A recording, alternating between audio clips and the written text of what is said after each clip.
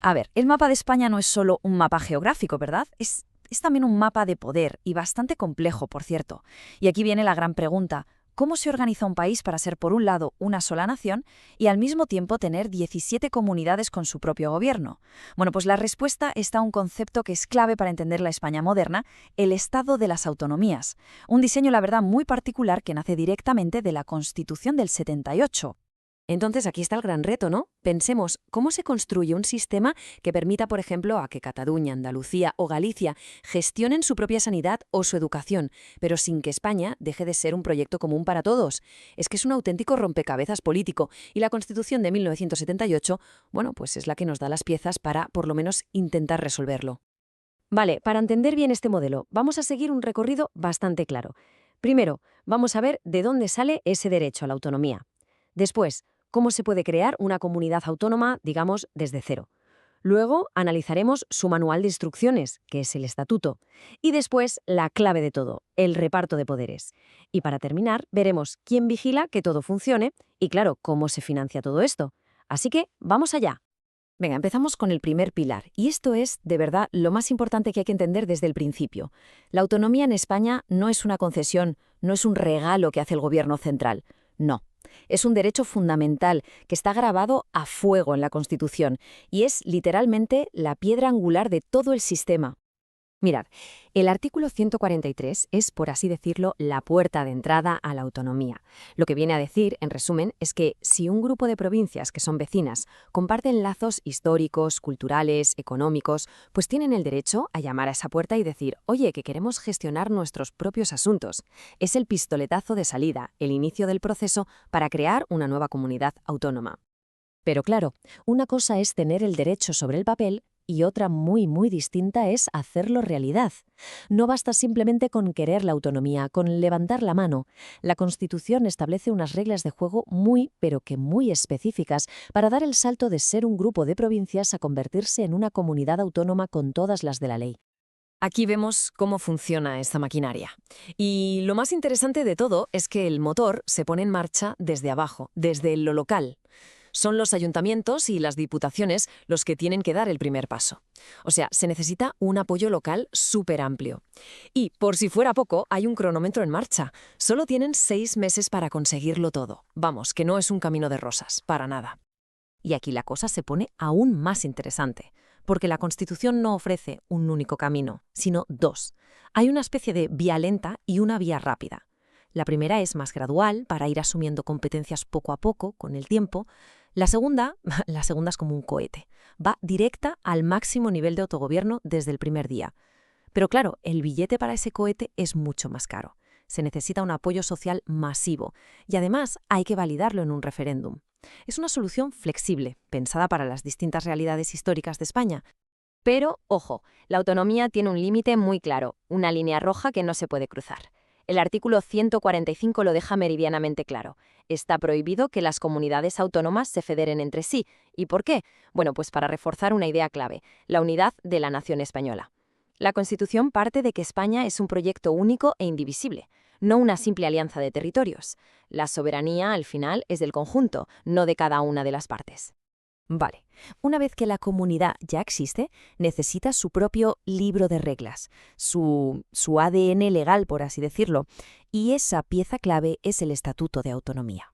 Para que nos entendamos, podemos pensar en él como una especie de mini constitución para esa región. Es el documento que define quiénes son y cómo van a funcionar a partir de ahora. Y que no nos engaña el nombre, ¿eh? Un Estatuto de Autonomía no es una ley regional cualquiera. Es mucho más. Es la norma institucional básica. Y aquí está la clave. El propio Estado lo reconoce y ampara. Lo integra como parte de su propio sistema legal. Y esto, claro, le da un peso y una protección jurídica enormes. Entonces, si abriésemos un estatuto, ¿qué nos encontraríamos dentro? Pues básicamente el carnet de identidad completo de la comunidad, cómo se llama, cuáles son sus fronteras, cómo se organizan su parlamento y su gobierno. Y lo más importante de todo, la famosa lista de la compra, el listado de todas las competencias, de todas las cosas sobre las que, a partir de ese momento, va a poder tomar sus propias decisiones. Y precisamente esa lista de la compra, esas competencias, nos llevan al mismísimo corazón del sistema. Y, seamos sinceros, también al origen de la mayoría de los debates políticos. La pregunta del millón, ¿quién hace qué? La Constitución intenta dibujar un mapa lo más claro posible para repartir las tareas entre el Estado y las comunidades. Un momento, vamos a aclarar este concepto porque es fundamental. Cuando en este contexto hablamos de competencia, no nos referimos a una competición, ¿vale?